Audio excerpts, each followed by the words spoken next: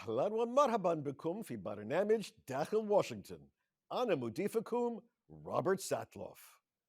حلقة اليوم مختلفة عن حلقات داخل واشنطن 900 السابقة، ذلك لأن موضوع حلقة اليوم هو هذا البرنامج وقناة الحرة ومسير البث الدولي المدعوم من الحكومة الأمريكية. شهدت الأيام الأخيرة حدثين هامين.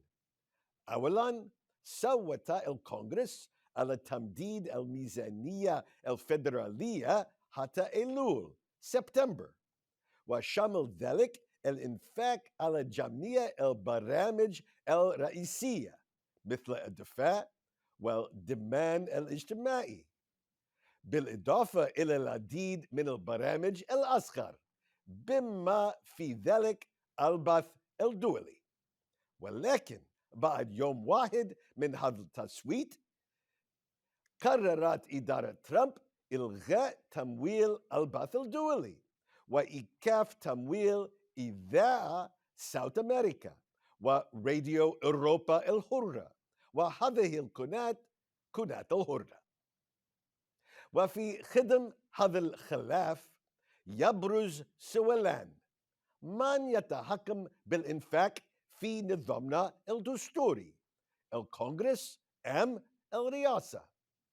وفي الوقت الذي ينفق فيه أعداء أمريكا مئات ملايين من الدولارات على دعاية، هل هذا هو الوقت المناسب لحكومتنا كي تستسلم في معركة الأفكار؟ لمناقشة دور البث الدولي في معركة الأفكار، يسرني أن أرحب برئيس مجلس إدارة شبكة الشرق الأوسط للإرسال السفير السابق رايان كروكر، والرئيس التنفيذي للشبكة جيفري غدمن. Welcome back to Dakhel, Washington.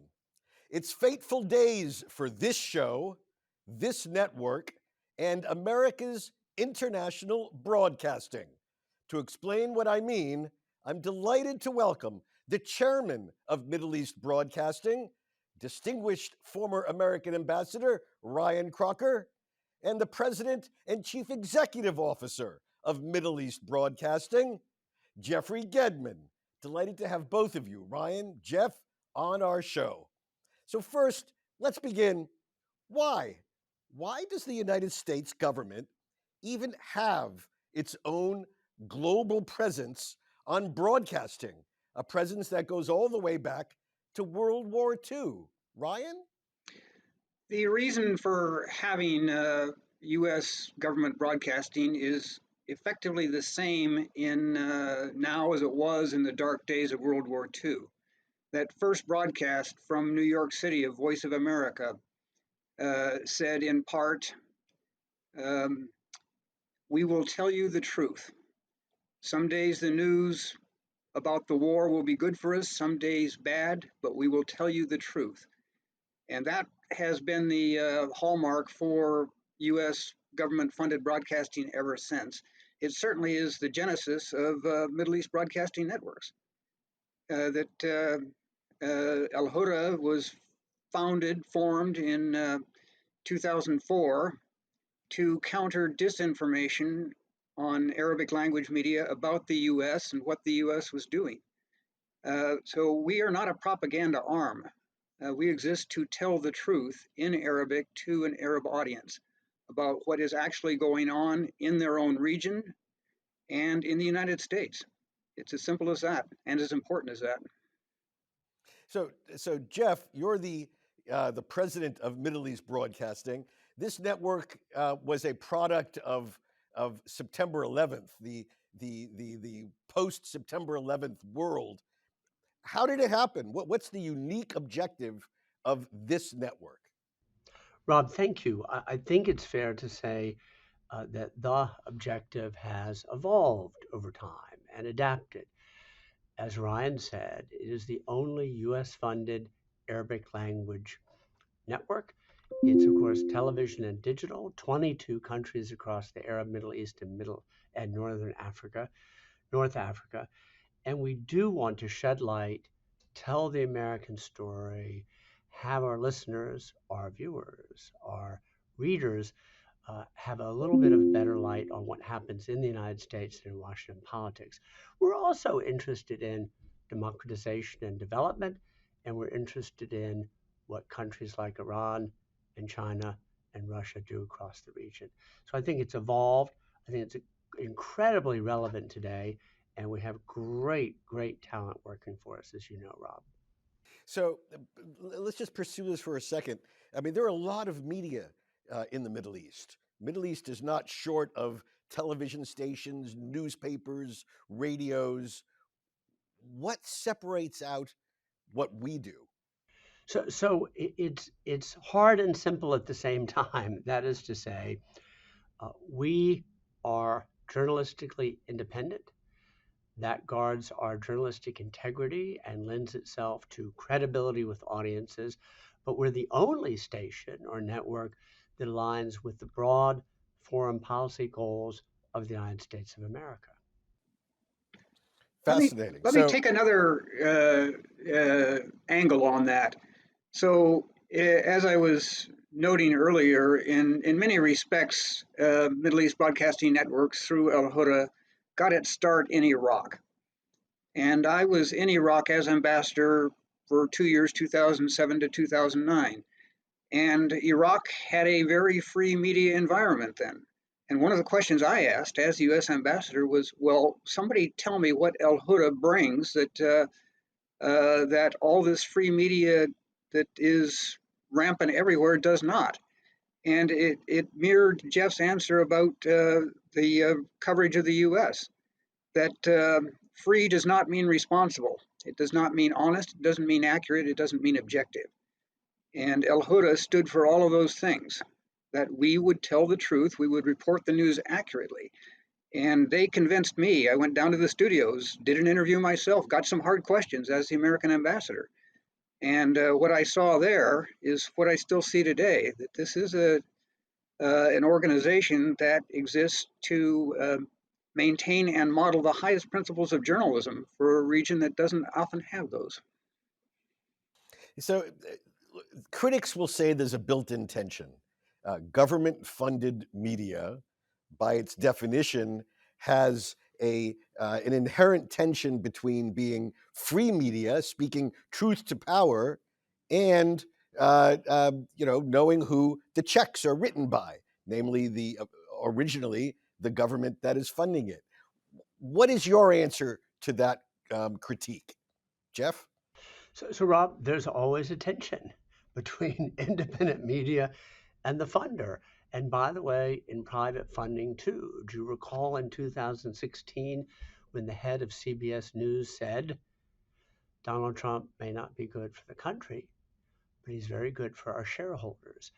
All the independent Arab media across the region have funders, governments who back them. In our case, it's a needle to thread, but up until now, we have been privileged to have a firewall. We're funded by the US government, but we're protected from political interference. That's magic when it works. Up until now, it's worked. I can only add, this is, for me, show 928. And I have never once, in almost 21 years, ever received a request, an instruction, a critique, a demand from anyone about what is said or what isn't said on this show. And that's a power. Rob, let me add that I have been twice president CEO of Radio Free Europe, Radio Liberty, and now 11 months in this role at MBN, Middle East Broadcasting Network's Alhurra. Not once have I ever been told by the White House, State Department, or member of Congress what to do or what not to do. Not once. And as an occasional viewer of your show, Rob, let me just say that you have had every conceivable viewpoint, from the very far right to the extreme left, represented. And it is pretty apparent that did not come from MBN leadership. I'll take that as a compliment. So let me ask both of you. This is, as you say, there's a mission to the network, but it's in some sense also a business. How do you measure success when your mission is the free journalism that you've spoken about? So, Ryan, if I may, I'll go first. So we have instruments, however imperfect, to measure, and we do reach in a good week 30 million or more across the region. And then, of course, qualitatively, as our audience is primarily, if I may say, decision makers and influentials and people in government and media and in that sort of uh, uh, uh, impactful space, we have lots and lots and lots of interaction, conversation, testimonial. So quantitative and qualitative. But Ryan may want to add something to that. I think that's quite right. I was out in the region just 2 weeks ago, including in Iraq, in Baghdad, and was participating in an international conference that the Iraqis had organized. And MBN was right there on the scene with its cameras, its interviewers, and everybody who was anybody at that conference was being interviewed by MBN. That was the outlet of choice to appear on. And I think that is a very telling indication of the, again, the presence and the professionalism of this network. Rob, there's one more qualitative criterion. As we're facing issues right now with our funder, we are hearing from Lebanese Hezbollah and Iranian-backed militia in Iraq celebrating the potential demise of Alhurra. That's a market test too, I suspect. If this network goes off the air, what will be missed? What do you think will be missed most? Jeff? I think people appreciate the independence, as Ryan said, the striving for truth. If I may say openly, we are a rare, if not the only Arabic language platform that offers an opportunity for Israeli politicians, officials, civil society to speak. I think in much of our audience, that's both controversial and sought after, very popular with great curiosity. I think those are some of the things that'll be missed immediately. And Ryan, from your experience, what do you think will be missed if this network is not broadcasting? An honest and objective voice in a region that is filled with lies, distortions, half truths, and total fabrications. And as Jeff noted, when word of the termination of the grant became public, social media in the region just exploded. And tweets, for example, with one stroke of his pen, Trump has eliminated the voice of the lackeys, those who attack Iran, those who attack the popular resistance, those who attack pro-Iranian militias in Iraq. Well, that is high praise indeed for an objective portrayal of a very complex region. So anytime our America's enemies are cheering, that is not something we should be happy about here at home. And they are cheering the reports of the defunding of Alhurra. When we come back after the break, we're going to get into more details of that controversial decision and see what is behind it and the potential constitutional clash even between a congressional power to authorize and appropriate funds and a presidential claim to not pay what Congress has authorized. We're going to get into all this with Jeff Gedman and Ryan Crocker in just a moment.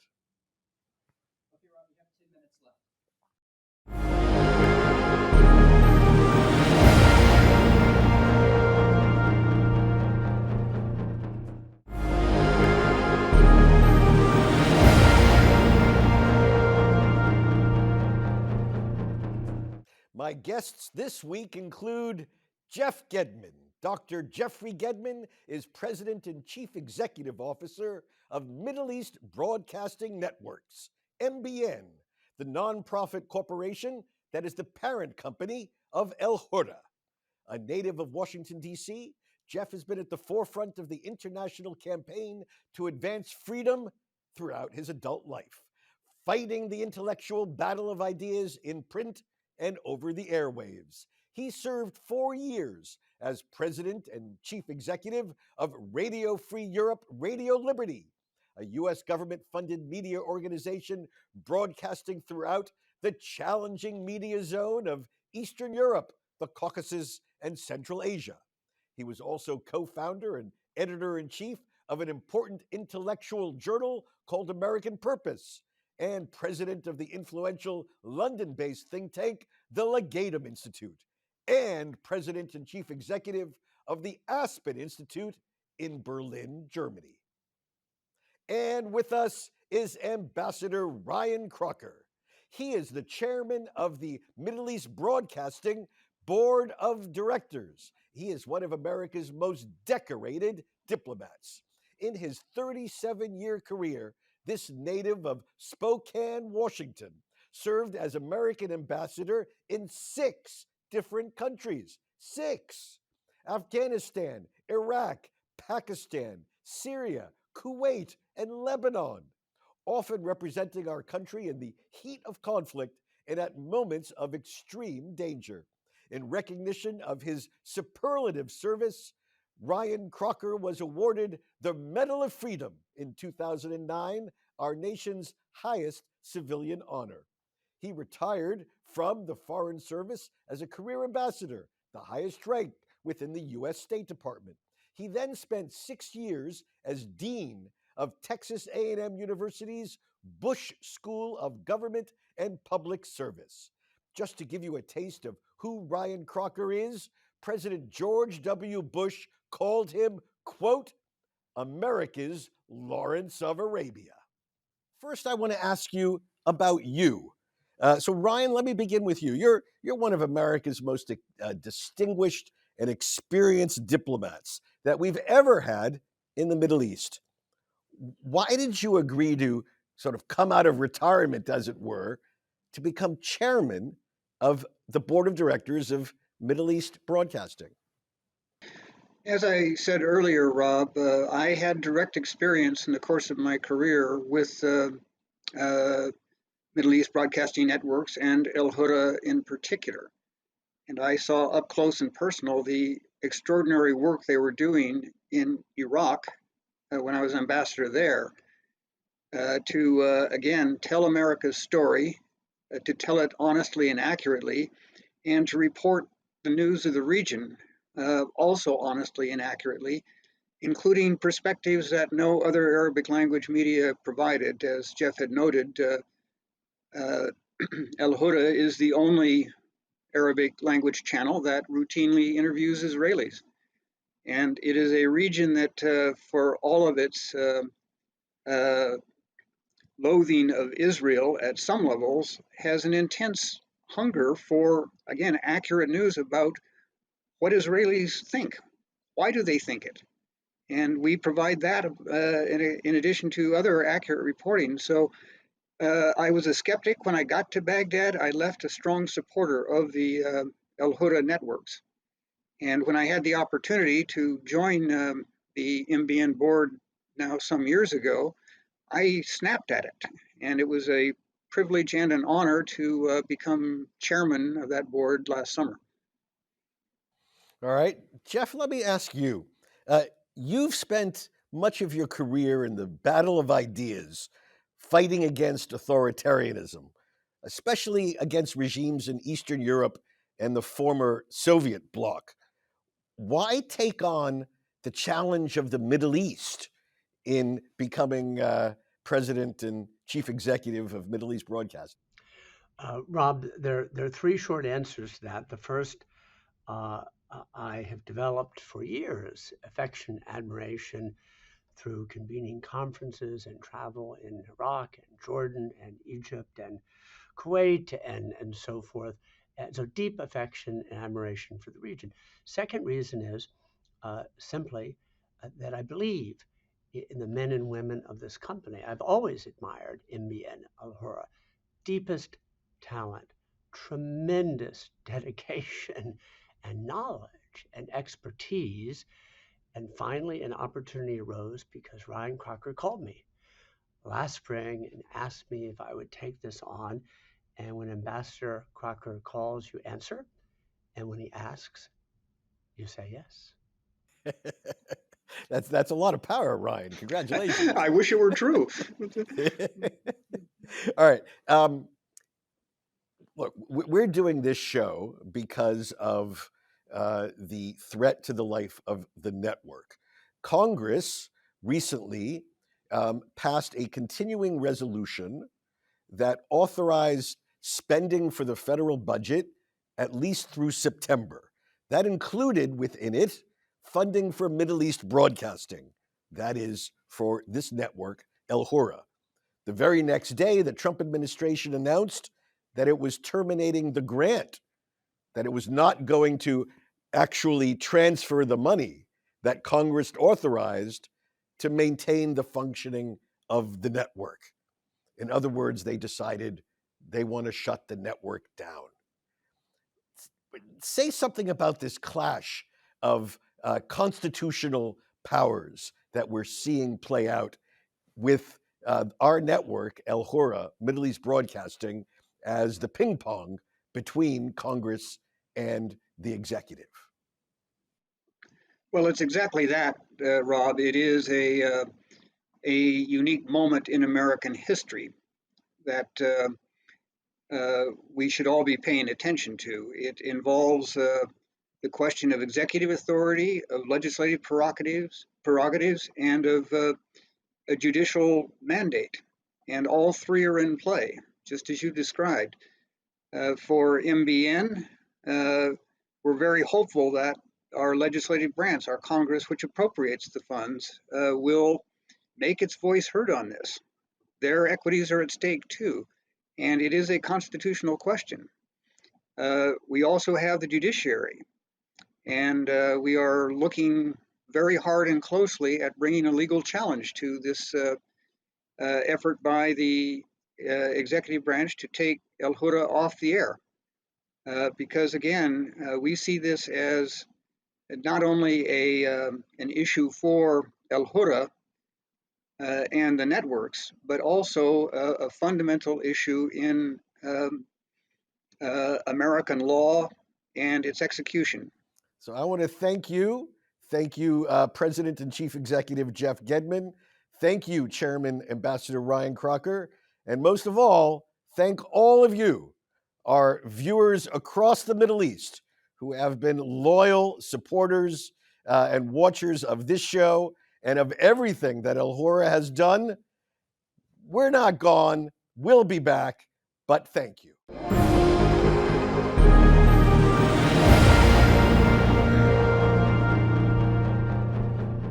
بهذا ننهي حلقة داخل واشنطن. لا أعلم إن كان هذا ينهي أيضا أكثر من 20 عاما من برنامج داخل واشنطن. أتمنى أن أراكم مجددا لنواصل جهودنا في شرح السياسة الأمريكية وطريقة عملنا السياسية لمشاهدينا العرب. ولكن إذا كانت هذه هي الحلقة الأخيرة، فأعود أن أشكر منتج البرنامج المتميز آدم نيكسون، وأعود أن أشكركم جميعا بشكل خاص على دعمكم المخلص لسنوات عديدة. إن كانت لديكم أي تعليقات حول هذه الحلقة، أرجو التواصل معي عبر تويتر على هاشتاج Inside Washington أو مباشرة @Rob Satloff. ربما أراكم في الأسبوع المقبل وربما لا، ولكن في الوقت الحالي شكرا لكم وإلى اللقاء.